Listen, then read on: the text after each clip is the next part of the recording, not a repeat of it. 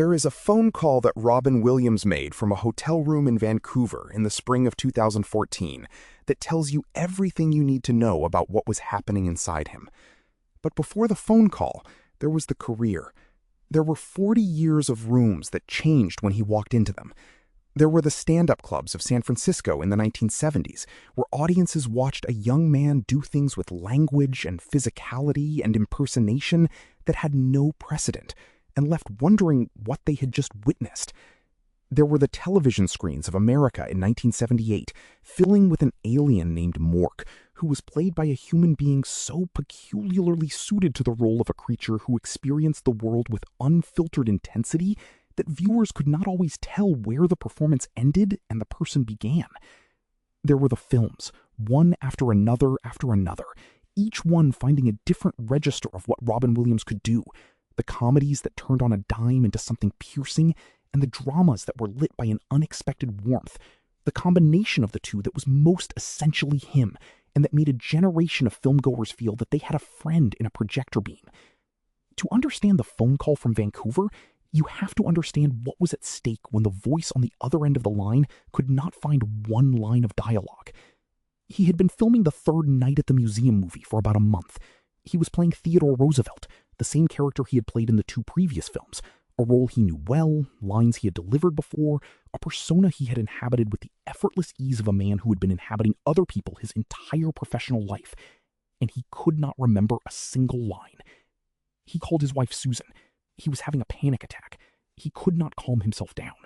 He told her he was struggling to remember just one line, not a page of dialogue, not a difficult speech, one line. The man who had performed entire stand-up specials from memory, who had improvised his way through scenes that left directors speechless, who had once played an entire Broadway run without a single hesitation, was standing in front of a film camera in Vancouver and could not find the words. What nobody on that set knew, what Robin Williams himself did not know, what not one of the doctors who had been running tests and taking blood and scanning and measuring and consulting would identify until 3 months after he was dead, was that he had been experiencing the symptoms of one of the most devastating brain diseases in medicine. He had nearly all 40 of them, and not one person in his life had been able to put them together into a picture that made sense. This is that picture. This is the story of 40 symptoms, a disease that wears 40 masks, and the man that nobody could reach because nobody knew what they were reaching for. To understand what the disease took from Robin Williams, you have to understand what he had built himself into before it arrived. He was born Robin McLaurin Williams in Chicago on the 21st of July, 1951, the only child of Robert Fitzgerald Williams, a senior executive at the Ford Motor Company, and Lori McLaurin, a former model. His father was a quiet, reserved man with a distinguished bearing and a manner that could fill a room without any effort. His mother was warm and funny, and the person from whom Robin would eventually inherit the capacity for voices and imitation that would define his entire life. But those early years were not what you might expect from the origin story of the world's most beloved comedian. He was lonely, profoundly, quietly lonely. The family moved repeatedly with his father's work, from Chicago to the suburbs of Detroit, and the boy who was trying to find his footing in one place would suddenly find himself starting again somewhere new. He was shy, which is a word that seems almost impossible to apply to the man he became, but it is the word that people who knew him as a child use consistently. He had no siblings. He spent long hours in his room doing voices and making himself laugh, using imagination as a substitute for the companionship he could not seem to find. "My imagination was my friend, my companion," he said once, in a tone that made it sound like both a gift and a wound. He discovered drama in high school, in Bloomfield Hills, Michigan, the way some people discover fire, as something that could keep the cold away. He was funny in the drama department in a way he was not funny anywhere else, because in drama, the strangeness and the restlessness and the 100 voices in his head were assets rather than liabilities. He won a full scholarship to the Juilliard School in New York City, which is the most prestigious drama conservatory in the United States, and he went there and worked and studied under the director John Houseman, and befriended a young actor named Christopher Reeve, who was studying on the same program, and who would become one of the great friendships of his life. He left Juilliard before finishing. Houseman himself, his teacher, told him that the school had nothing more to teach him, that he was ready, that the thing he had was not something that could be trained into a person and should be taken out into the world before an institution had a chance to sand the edges off it. Christopher Reeve, his Juilliard classmate, and the person who would become one of the most significant friendships of his life, was also given the same assessment. The two of them had arrived at Juilliard as the only students admitted to the advanced program that year, which meant that in their first weeks there, they were outnumbered and conspicuous in a school full of people who had been working on their craft for longer. Reeve later described Robin as immediately and obviously different from anyone he had ever seen, as someone who appeared to have arrived in the world already fully formed in some essential way that training could refine but not create. They were close in those years, close in the way that people become when they are young and ambitious and slightly frightened and in the same city far from home, and the closeness lasted the rest of both their lives. When Reeve was thrown from his horse in 1995 and woke in a hospital bed unable to move from the neck down, the first person who made him laugh was Robin. The Russian doctor routine, the fake accent and the announcement of a rectal examination, the nurse in the room who did not know whether to intervene and then watched a paralyzed man begin to laugh and understood that something important was happening and stood still. Reeve said that it was the moment he decided he was going to keep living. He said it was the most Robin Williams thing that Robin Williams could possibly have done, arriving with comedy in a room where no one else would have dared to bring it, and being completely right. Robin Williams trusted that assessment. He went to San Francisco and he found the comedy clubs, and he began to do stand-up. And within a very short time, the comedy clubs were full. His style was unlike anything that had existed before him. He moved across a stage with the manic velocity of a man who had somewhere important to be and could not stop generating material long enough to get there. He did voices, hundreds of them, slipping from one to another mid-sentence, mid-word sometimes, building whole worlds out of sound and gesture in the space of 30 seconds. He improvised freely and outrageously, and with a precision that looked like chaos, but was in fact the product of a mind that processed the world at a speed most people can barely imagine. He was 26 years old, and he was already something that had never existed before. In 1978, he was cast as Mork, a friendly alien from the planet Ork, in a guest role on the television series Happy Days. The audience response was immediate and overwhelming. Within months, he had his own spin-off series, Mork and Mindy, and within a year, he was the most talked about new television star in America. He was funny in a way that made people feel something. Not just the mechanical firing of a laughter reflex, but something warmer and more complicated than that, as if the comedy were attached to a genuine emotional current underneath it. You laughed, and then you felt oddly moved, and you were not always sure why. The films came next: Good Morning Vietnam in 1987, Dead Poets Society in 1989, The Fisher King, Aladdin, Mrs. Doubtfire, Good Will Hunting, which won him the Academy Award for Best Supporting Actor in 1998. He stood on the stage at the Oscars with the small gold figure in his hand and made everyone in the room laugh, and then made them feel something deeper than laughter.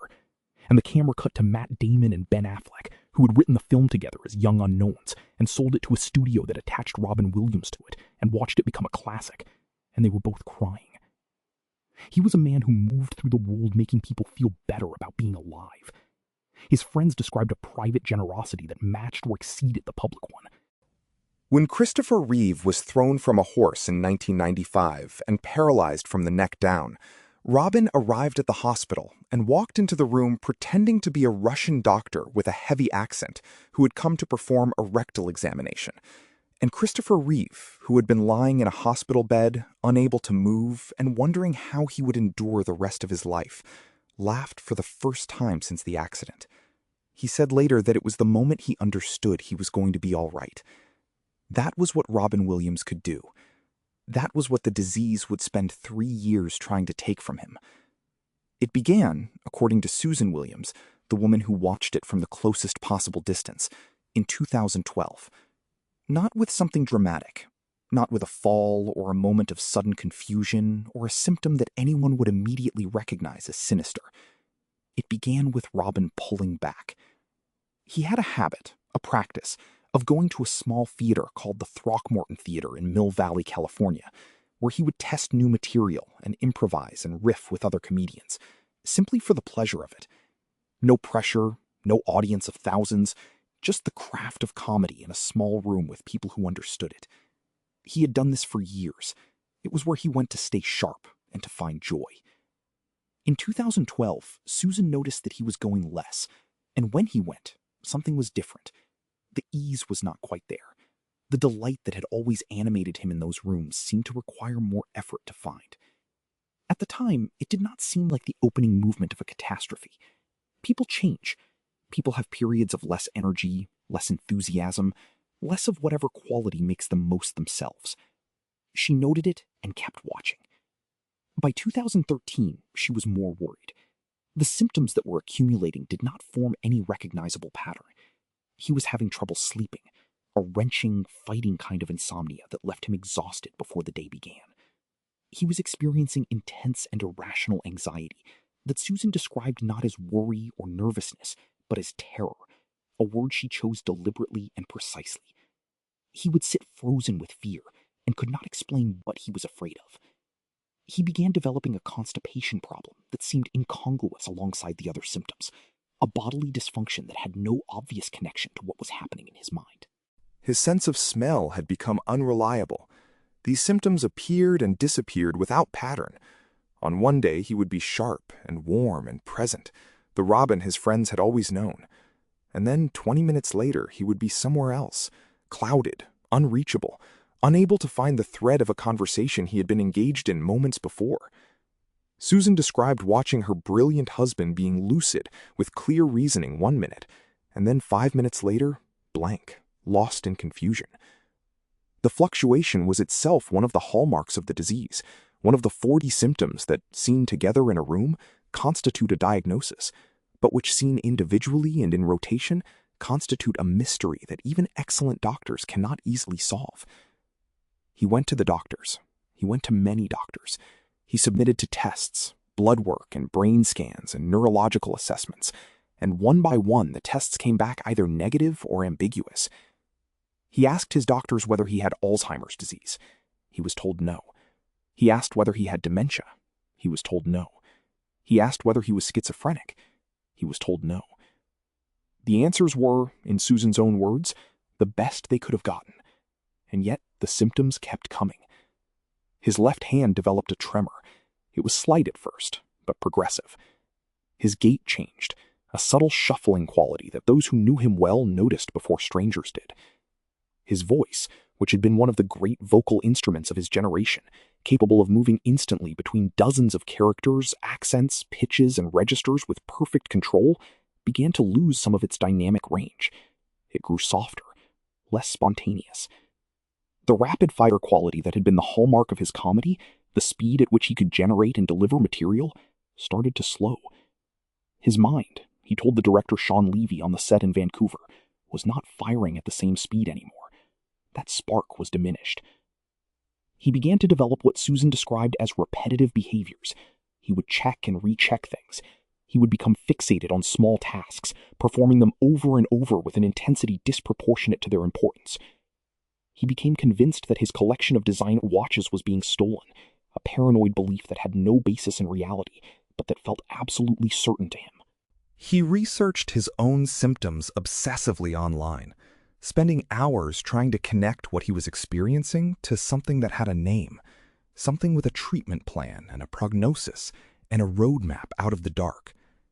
The neurological pathway between Lewy body dementia and the body's systems that control fear and paranoia and emotional regulation was being slowly and irreversibly degraded by abnormal protein deposits that were spreading through his brain in a pattern so diffuse and comprehensive that when the pathologist examined his brain tissue 3 months after his death, the word they used was severe, one of the most severe cases we have seen.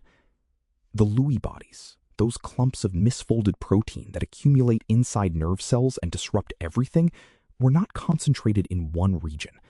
They were everywhere. In May of 2014, 3 months before he died, Robin Williams was finally given a diagnosis. His doctors, having assembled the movement symptoms, the tremor, the shuffling gait, the slowness, diagnosed him with Parkinson's disease. It was a diagnosis that explained some things and left everything else unexplained. Parkinson's disease is caused by the loss of dopamine-producing cells in a specific region of the brain. It produces the motor symptoms Robin was showing, but it does not, in its typical presentation, produce the comprehensive psychiatric landscape of terror and paranoia and fluctuating cognition and hallucinations and insomnia and constipation and impaired smell and the sudden inability to remember a single line of dialogue from a role you have played twice before. Parkinson's disease was the part of the picture that had a name. It was not the whole picture. Robin knew it was not the whole picture. That was the cruel dimension of his situation that people who hear his story often find hardest to absorb. He was not unaware that something larger was happening. He could feel himself losing his abilities, as Susan put it, and had no explanation that made sense. The Parkinson's diagnosis, which gave his doctors a framework and a treatment plan, gave Robin Williams a word for what was wrong with him, that he did not believe was right. He kept pushing. He kept asking. He was given medication for Parkinson's and medication for depression and anti-anxiety prescriptions. And some of the medications, particularly certain antipsychotic drugs that might have been prescribed for his paranoia, were contraindicated for Lewy body dementia, meaning that they could actually accelerate the deterioration of the condition they were attempting to treat. He was 62 years old, had recently turned 63, and he was disintegrating. That is the word his wife used. She said later that her husband had unknowingly been battling a deadly disease. Nearly every region of his brain was under attack. He experienced himself disintegrating. The man who had made the world laugh by moving through it with the speed and dexterity of someone whose brain operated at a frequency most people could barely perceive was watching that capacity flicker and go out, increment by increment, without knowing the name of what was taking it from him. There was a detail that Susan recorded in the essay she eventually published in the medical journal Neurology, a piece she titled "The Terrorist Inside My Husband's Brain." She wrote about the night before he died. She said he had seemed, to her that evening, like himself. They had a gentle night at home. They watched a film. She went to bed. He told her he was going to stay up a little longer, and she said goodnight and went to sleep. The next morning, he was gone. The official cause of death, determined by the Marin County coroner, was asphyxia by suspension. There was no alcohol in his system. There were no illegal substances. There were traces of the prescription medications he had been taking for the conditions his doctors had identified, and there was a brain riddled with Lewy bodies that nobody had seen until it was examined on a pathologist's table. And there was a man who had spent 2 years experiencing nearly all 40 symptoms of a disease that had never been named while he was alive to be told its name. There was something that people who knew Robin Williams say consistently, in documentary after documentary, in interview after interview, across the decades of his career and his life, that at first sounds like a tribute, and on reflection sounds more like a warning. They say that he was always on, that the performance never stopped. That if you were in a room with him, he would find the funny thing in it, the angle, the character, the voice, the observation that would make the room tip sideways and everyone in it laugh. And that this was wonderful, and that it was also, in some way they struggled to articulate, a way of not being quite present. He had said it himself, more than once, in different ways across the years. He had said that the comedy was a way of managing something, that the voices and the characters were a place to go when the inside of his own head was not comfortable. He had been diagnosed with depression in his 20s. He had struggled with cocaine addiction in the early 1980s, a period during which he spent significant time with John Belushi, the comedian whose death from a drug overdose in 1982 was, by Robin's own account, the event that made him understand what the road he was on was headed toward. He got sober for a period after Belushi died. He relapsed later. He went to rehab in 2006. He got sober again. He said in interviews that the sobriety felt precarious, that the need to manage his own internal state was something that never completely went away. The relationship between Robin Williams' history of addiction and depression and the eventual Lewy body dementia diagnosis is one that neuroscientists are still working to understand. The disease can produce depression as a symptom, and the depression it produces does not respond to standard antidepressant treatment in the way that primary depression does, because the mechanism is different. The wiring that the disease destroys is not the same wiring that ordinary antidepressants address. It is possible that some of what Robin Williams had managed throughout his adult life with sobriety and therapy and medication was the early influence of a disease that would not announce itself fully for decades. It is also possible that the depression he experienced in his 20s was simply depression, unrelated to what would come later. Medicine cannot always tell the difference between the things that are connected and the things that merely appear to be. What is certain is that he had been managing the internal landscape of a sensitive and complicated mind for his entire adult life, and that he had done it with the tools available to him, which included the sobriety and the therapy and the medication, and also, always, the work. The stand-up shows, which were a form of alchemy, transforming whatever was difficult inside into something that made rooms full of strangers feel lighter. The films, which gave him characters to inhabit who were not quite him, but were built from whatever was most true in him.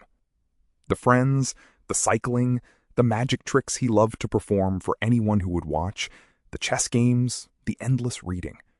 He managed, and he kept managing, until the management was no longer enough.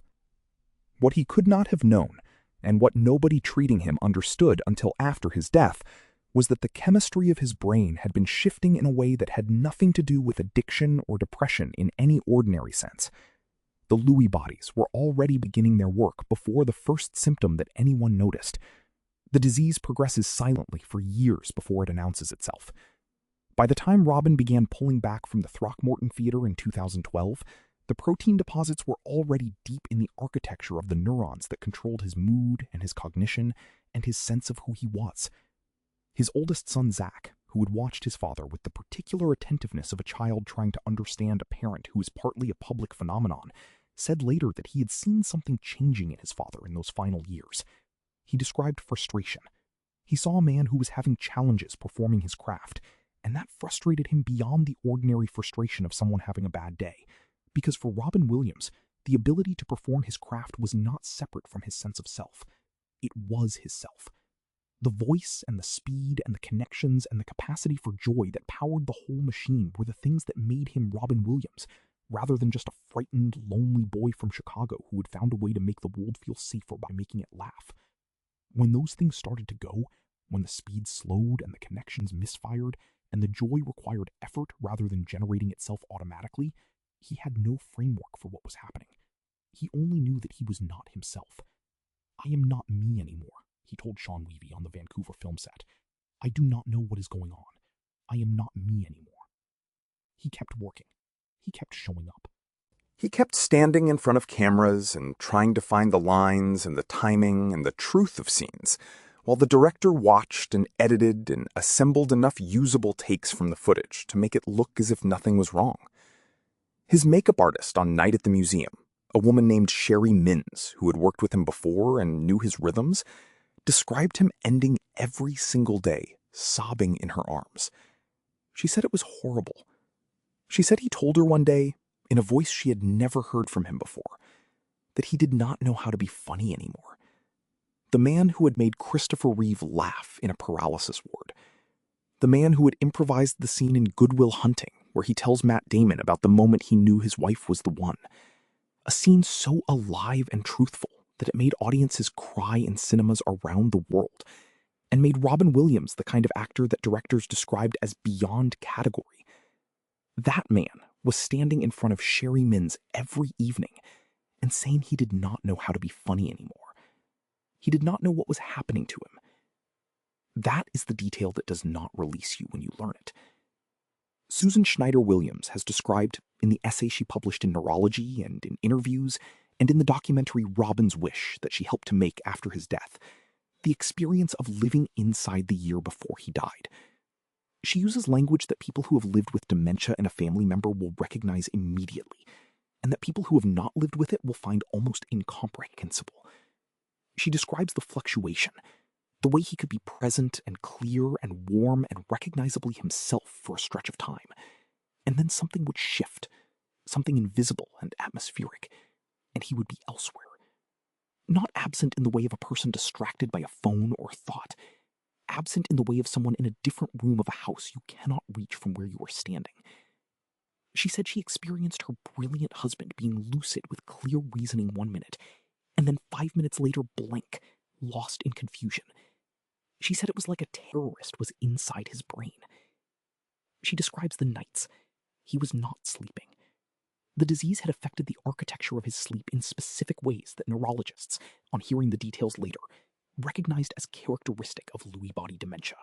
He was physically acting out his dreams, a phenomenon called REM sleep behavior disorder, which is one of the strongest early predictors of the disease. He would move and speak during sleep, responding to whatever the theater inside his head was showing him. The insomnia that accompanied this left him exhausted in a way that no amount of rest could address, because the mechanism of rest itself had been damaged. She describes the fear. He sat frozen with anxiety that he could not explain, terror that appeared without warning and settled over him like weather. He had experienced anxiety before, in the ordinary way of a sensitive person who performs in public, but this was different in quality and scale. This was the terror of a mind that was losing its own architecture and registering the loss as a kind of continuous emergency that nothing could resolve. She tried to help him. She tried everything she could think of and everything the doctors suggested. She arranged his medications and his appointments and managed the logistics of a life that was becoming more difficult to navigate. She was present with him. She was paying attention. She wrote that she felt like he was drowning in his symptoms, and she was drowning along with him. There is a particular quality to the experience of living with someone through an undiagnosed illness that Susan has described in ways that resonate with anyone who has been in that position. It is not only the fear, though the fear is constant. It is the disorientation of watching someone you know intimately become intermittently unreachable. The person is there, and then they are not, and then they are again. And you cannot predict which version of the day you are in until you are already in it. You learn to calibrate, to read the air in the room, to understand that the good morning that comes through clearly means one kind of day, and the good morning that does not quite arrive means another. You carry the knowledge of the pattern, while they carry the experience of it, and you cannot share the carrying because the disease is inside them and you are outside. She was an artist. She looked at things closely and found ways to describe them. She would eventually find the right words for all of it in the essay she published in Neurology, the essay that begins with a dedication and ends with a vision for what she hopes the story of her husband's disease might mean for the people who will come after him. But in those months before he died, the words were not yet available. She was inside the experience, not yet at the distance from which it becomes possible to translate it into language. She was drowning along with him, as she later wrote, and the water was rising, and she did not know what was in it. What made the situation even more isolating than it might otherwise have been was that Robin Williams was carrying more of the weight of it than the people around him knew. He was protecting Susan from the full extent of what he was experiencing. "It is apparent to me now," she wrote, "that he was most likely keeping the depth of his symptoms to himself. He asked his doctor at one point whether he had Alzheimer's, whether he had dementia, whether he was schizophrenic. The answers were no each time, and he received those answers, and then went home, and continued to carry the 40 symptoms of the disease that had no name yet, alone and in silence, because he had been doing exactly that for his entire adult life. The masks he had built to manage the loneliness of a childhood spent moving from place to place, the voices and the characters, and the relentless forward motion of the comedy, had been the most successful adaptation of his life. They had made him famous and beloved and rich, and in the room with other people, safe from whatever it was the inside of his head contained. He had worn them so long and so skillfully that the people who loved him could not always tell when the mask was carrying him and when he was carrying the mask. In those final months, the mask and the man had become nearly impossible to distinguish.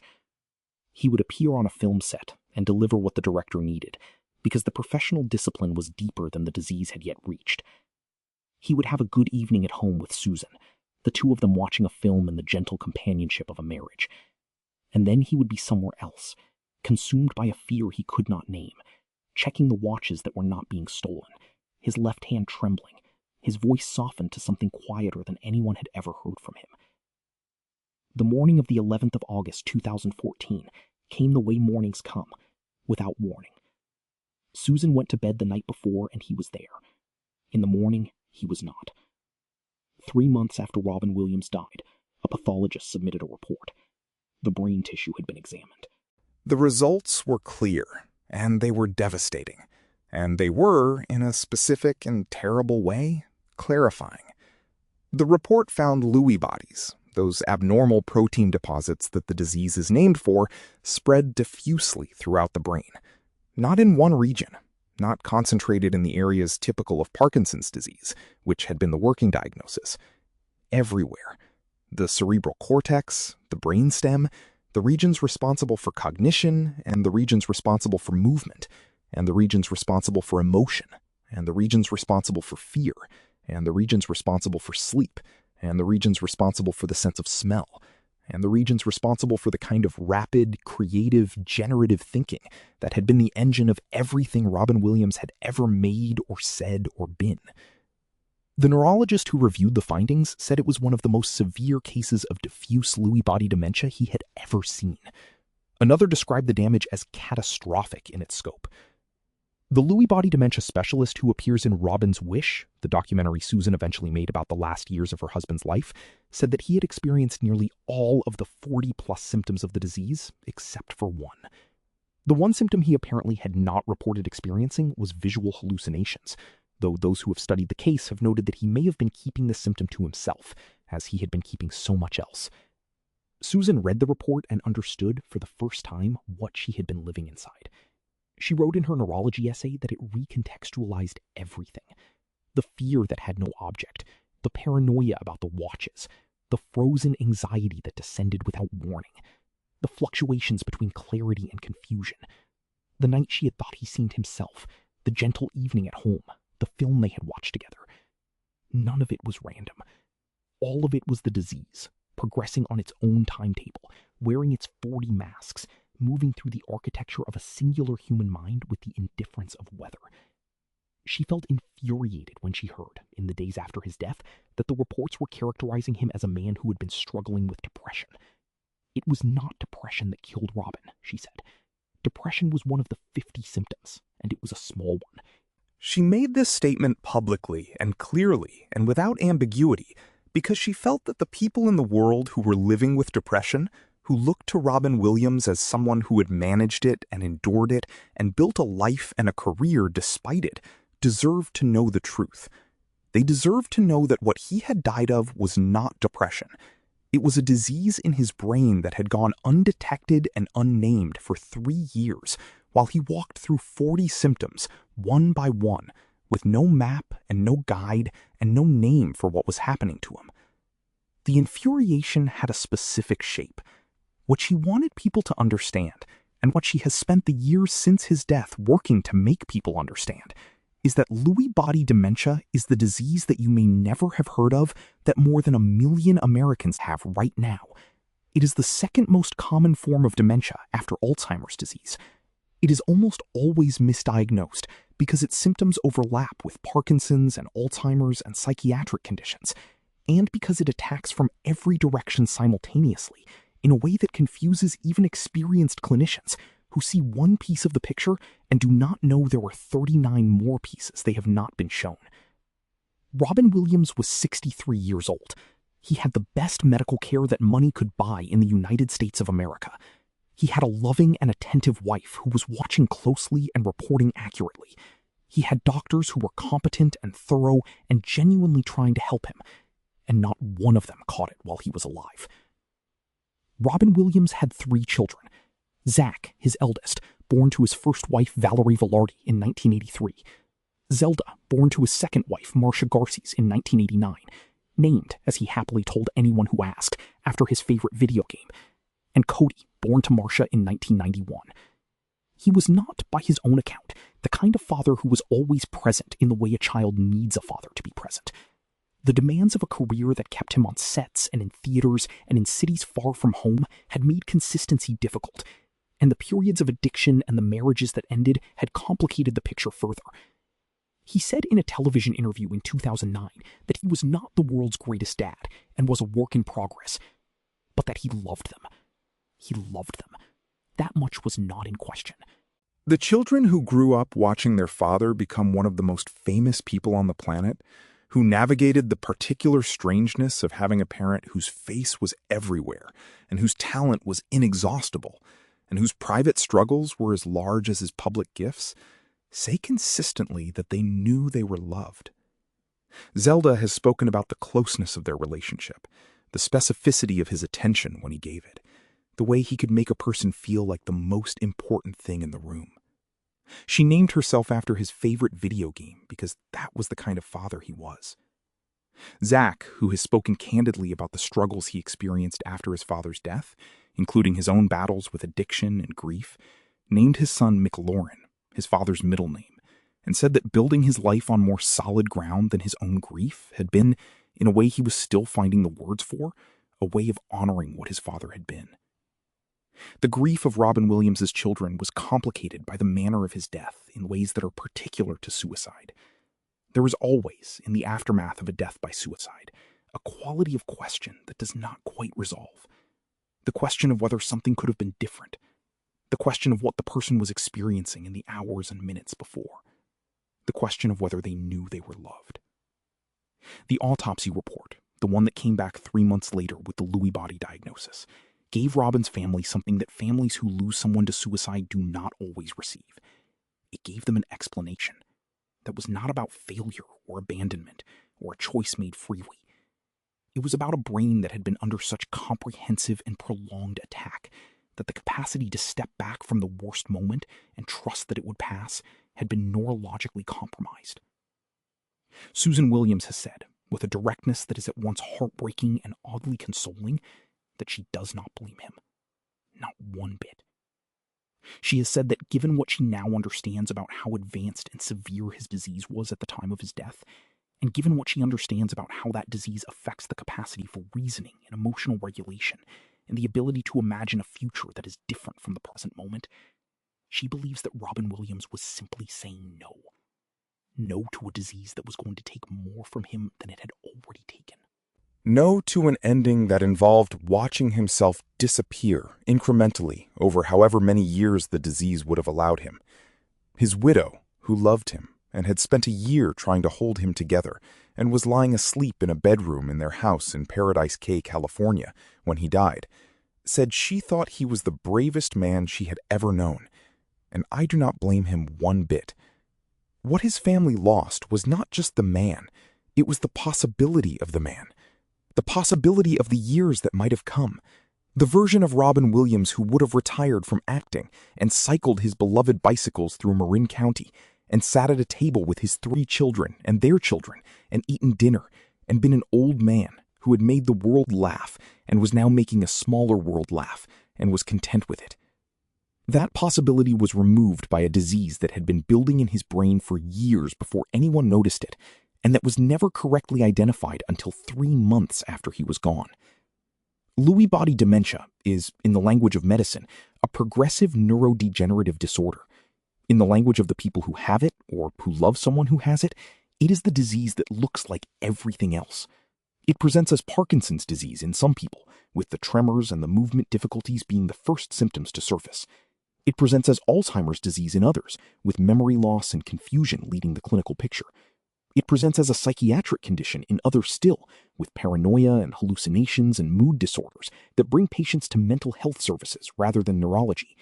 And in some people, in people like Robin Williams, it presents as all of these things simultaneously and in rotation, wearing a different face on different days. What happened next in the medical literature is worth understanding because it is not simply a story about one famous person with an unusual disease. It is a story about the architecture of medicine and the way that a disease can exist in plain sight, documented and described and named in the journals, while the people who have it walk through life without anyone handing them the correct vocabulary. The 40-plus symptoms that Lewy body dementia can produce are not all present in every patient. They come and go. They fluctuate.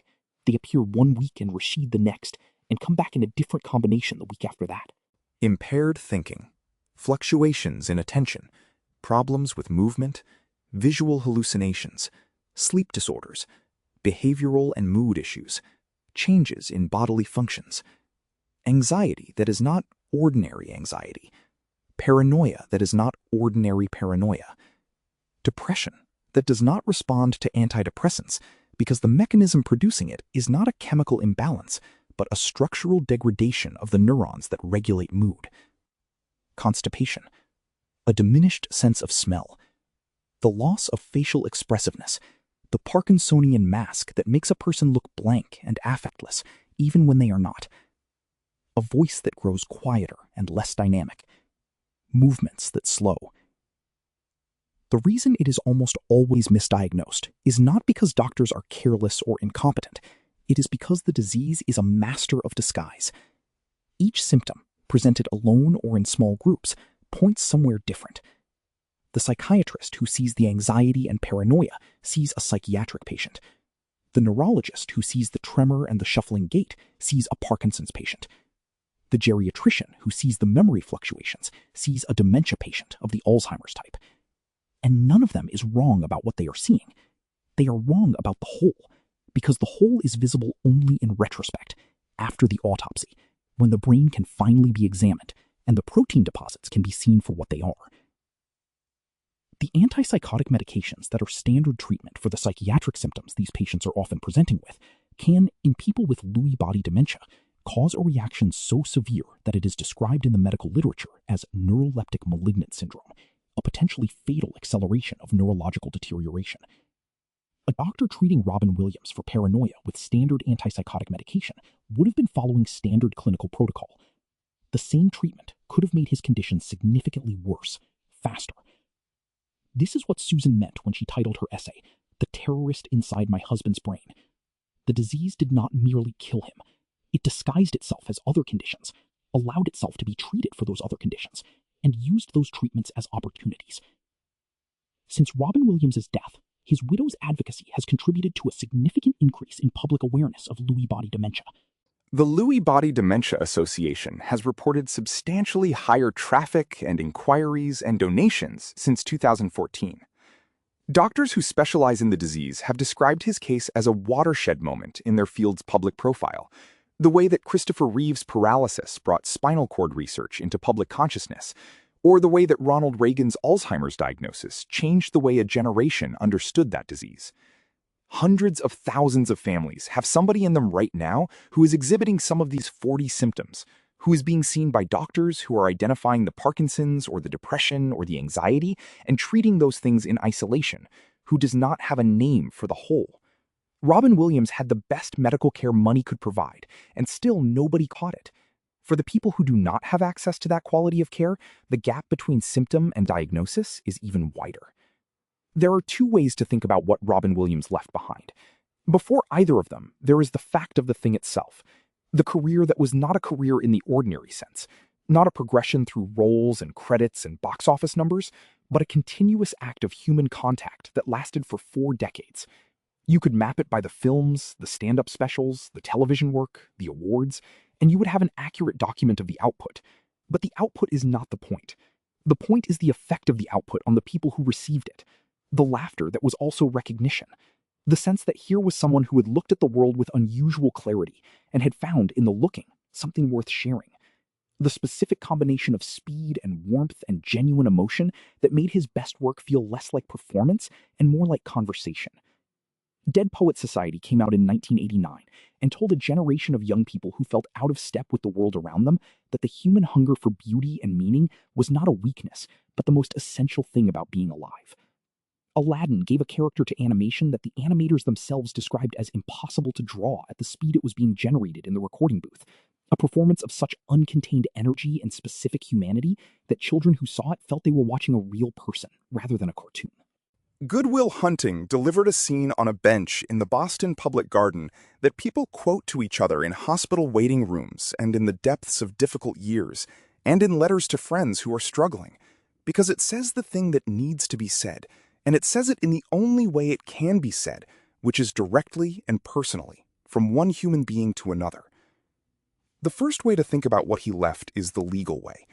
His will, which left his estate primarily to his 3 children, with provisions for Susan, became the subject of a contested and publicly reported dispute in the months after his death.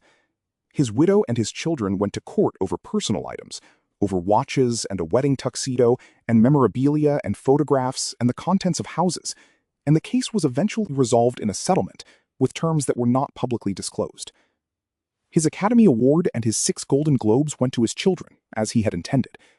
Susan received a watch he had often worn, a bicycle they had bought together on their honeymoon, and the wedding gifts. She was allowed to remain in the house in Tiburon, California, where they had lived together, for the rest of her life, with a trust established to pay the maintenance costs. The Napa Valley property and its contents went to the children. The second way to think about what he left behind is the way that makes the legal argument seem very small. He left behind the scene in Good Will Hunting, where he sits on a bench in the Boston Public Garden and tells a young man that he will never truly know him, that all the books in the world will not tell him what it is to wake beside someone who makes the morning light different, and that he is not the imperfect things that have been done to him, and that none of this is his fault. The actor who said those words improvised the most important lines of that scene. He was 45 years old. He was sitting on a bench that became, on the morning after his death, covered with flowers and notes left by people who had not known him personally, but felt that something essential had gone out of the world. He left the voice of the genie in Aladdin, performing more than 50 different characters within the space of a single song, at a speed and variety that the animators described as impossible to draw fast enough. He left Mrs. Doubtfire, which his daughter Zelda has spoken about in terms that make it clear it was not just a film to her, but a piece of her father she can return to. He left the improvised Russian doctor who had walked into Christopher Reeve's hospital room and made him laugh for the first time after his accident, and given him, Reeve said later, the reason he had decided to keep living. He left his 3 children, who are navigating their father's absence in their own ways. Zach, who went through his own difficult period after his father's death, before finding the ground under his feet again, and naming his son for his father's middle name. Zelda, who became a filmmaker and a writer, and who takes her father's name into public spaces with a fierceness and a tenderness that would have made him proud. Cody, who works quietly in the industry his father helped define. He left the bicycle collection. He had dozens of them, stored in a dedicated garage, high-end road bikes and touring bikes, and whatever he had most recently fallen in love with in the catalog. He rode them through Marin County the way some people meditate or pray, finding in the physical rhythm of the movement and the particular light of the Bay Area morning something that the public world of performance could not provide. He said once that he was lucky to have bikes in his life. It is a small thing to know about a man, but it is a true thing, and the people who love him find the small true things precious in the way that photographs are precious, capturing the version of the person that the performance did not show. He left Susan, who has spent 10 years learning everything there is to know about the disease that killed him, and carrying that knowledge into every room where it might help someone, who published her essay in a medical journal and made a documentary and speaks at conferences and has said, over and over, in as many ways as she can find to say it, that nearly 1.5 million Americans have Lewy body dementia right now, and most of them do not know it yet. He left, somewhere in the neuroscience that his case has helped to drive forward, the possibility that in some future year, a doctor will examine a patient with an unexplained constellation of anxiety and paranoia and sleep disturbance and tremor and impaired smell and fluctuating cognition and will see the whole picture rather than the parts, and will give that patient a name for what is happening to them while they are still alive to hear it. Robin Williams did not get that. He got 40 symptoms and no name and the wrong medication, and 3 years of disintegration that he faced as much as he was able with the same bravery that Susan saw in him. He made his last film. He stood in front of his last camera. He went home to his wife and watched a film and said goodnight. There is a quality of retrospective clarity that descends on people who were close to someone who died of an undiagnosed illness. The moments that seemed incongruous at the time but did not coalesce into a picture suddenly become legible. The pieces that were lying on the table all along arranged themselves into the shape they were always trying to make, and the people holding those pieces understand for the first time what they had in their hands. Sherry Minns, Robin Williams' makeup artist on Night at the Museum, cried when she saw the documentary about his final years. She had been the person he ended every filming day with, sobbing in her arms, saying he did not know how to be funny anymore. She had not known what was wrong.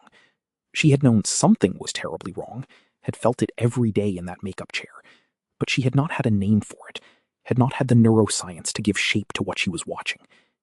When she saw the autopsy findings and heard the doctors describe what diffuse Lewy body dementia does to the brain, she understood what those days in the makeup chair had been.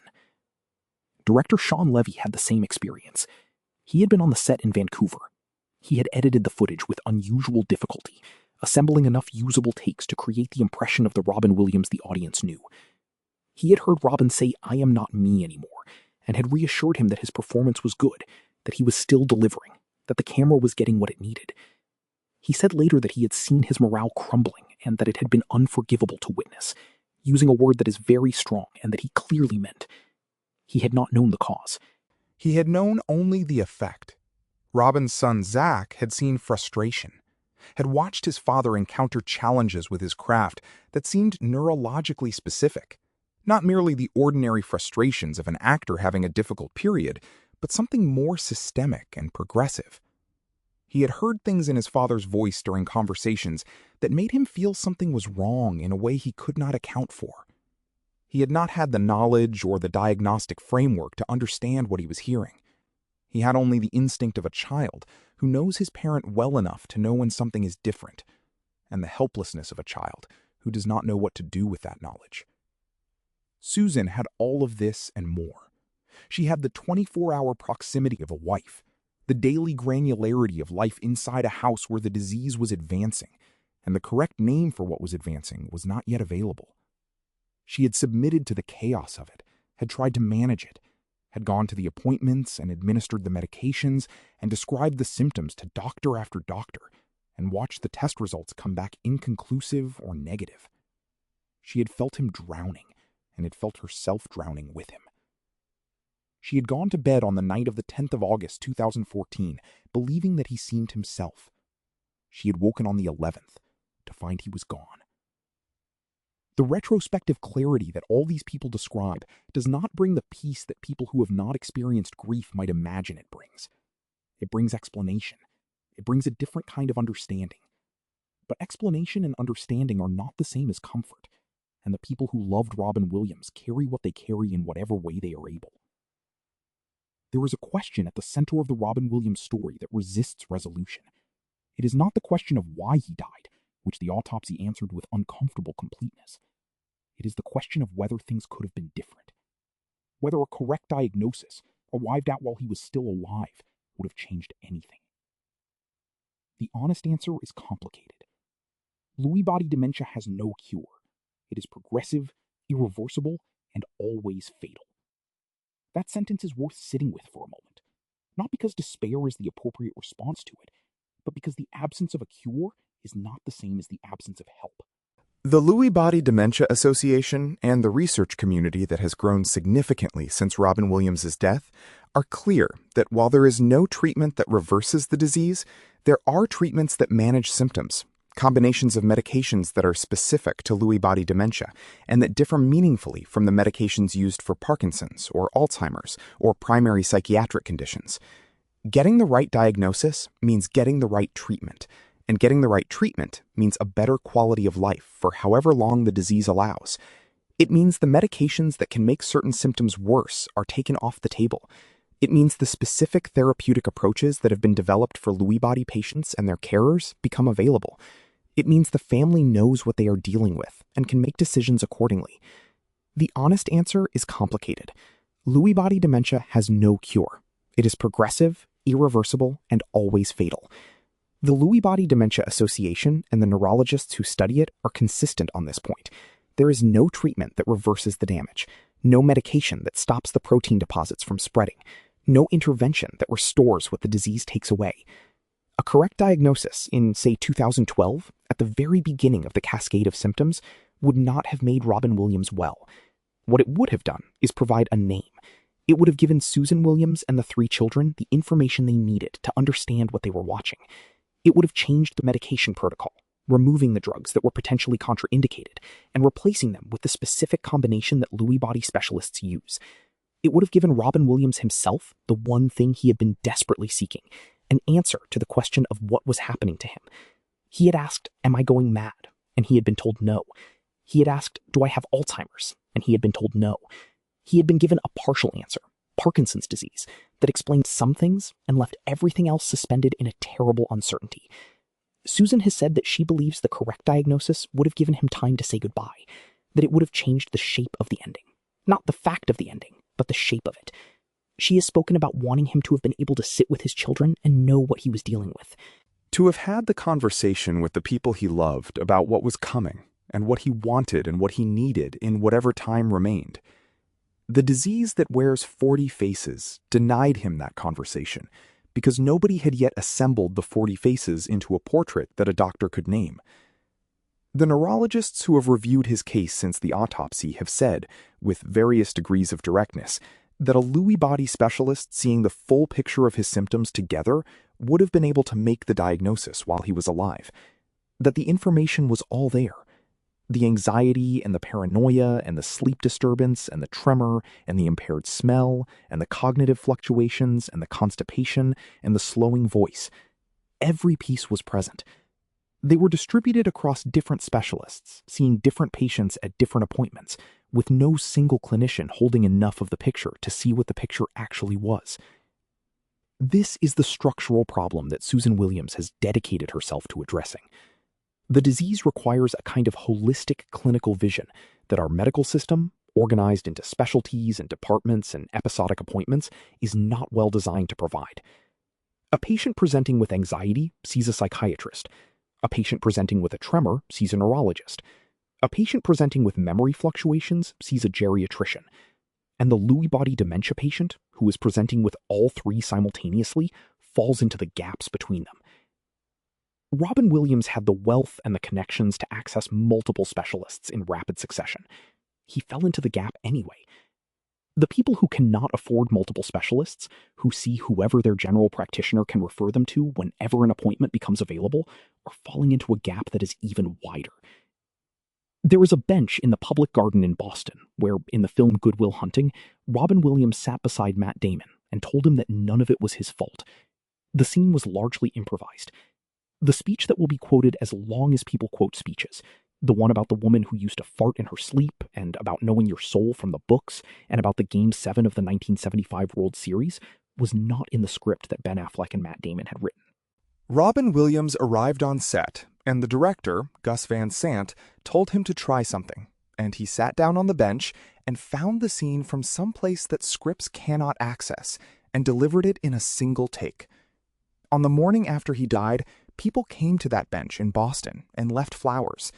They came from the bench in the Public Garden, and they came to the park bench from the exterior of the building used to represent the apartment in Mrs. Doubtfire, and they came to his star on the Hollywood Walk of Fame, and they came to the outside of the house from Mork and Mindy, and they wrote on walls and left messages and stood in public spaces and cried in the particular way that people cry when something is gone that was making the world more bearable.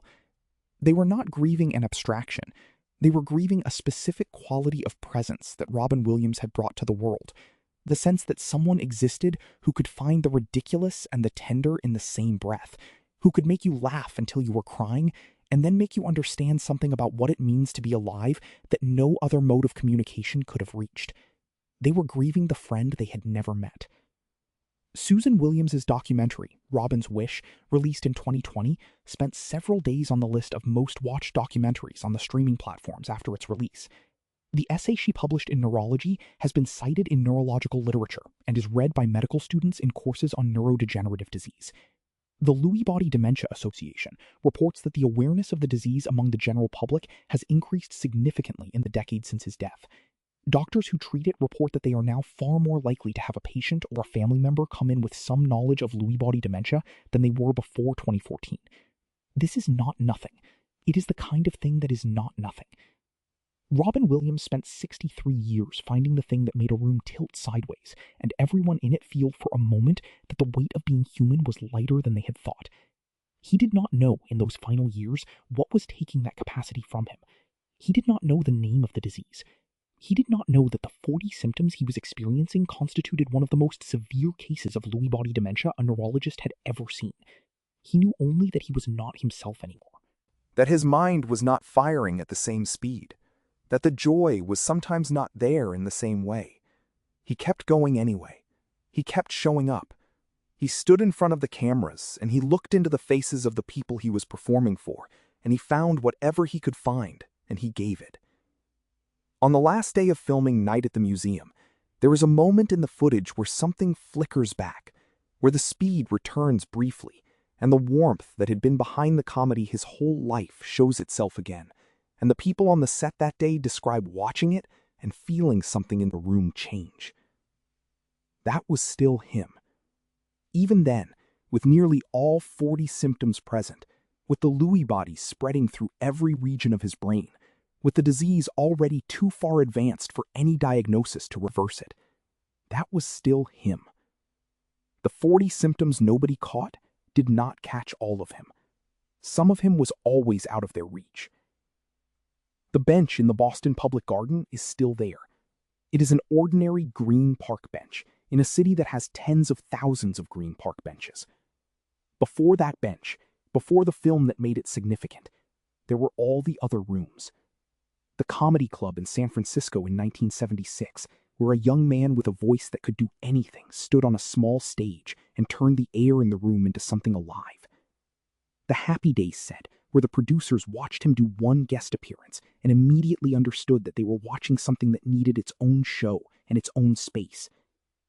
The Broadway stage, where he performed in 2011, the year before the Lewy bodies began their visible work, remembering hundreds of lines without error and finding the scenes from whatever place in him the scenes came from, giving the audience the last full-capacity version of the thing he had always been able to do.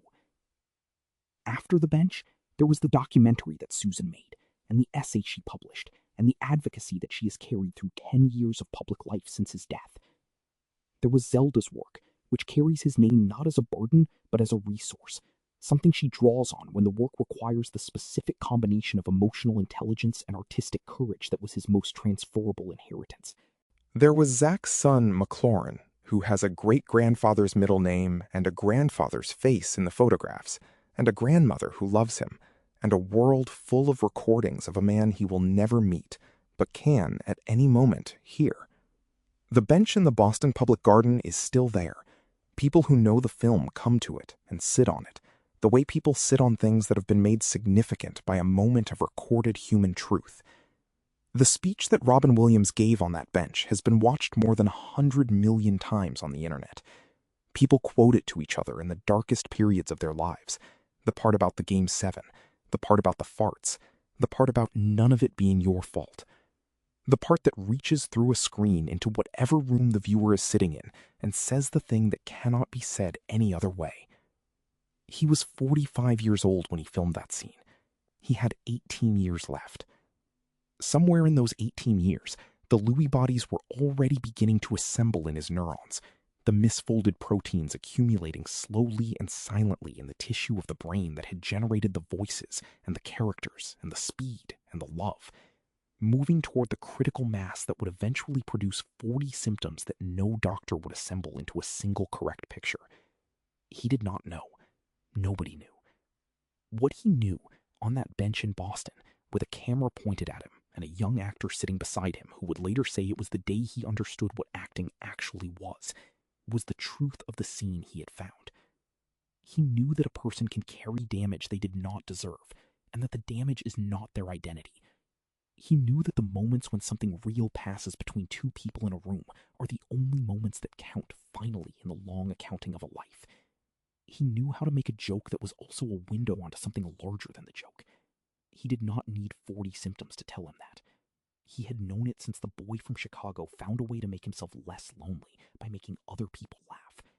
He had known it in the Throckmorton Theater, testing new material with comedians who understood the craft.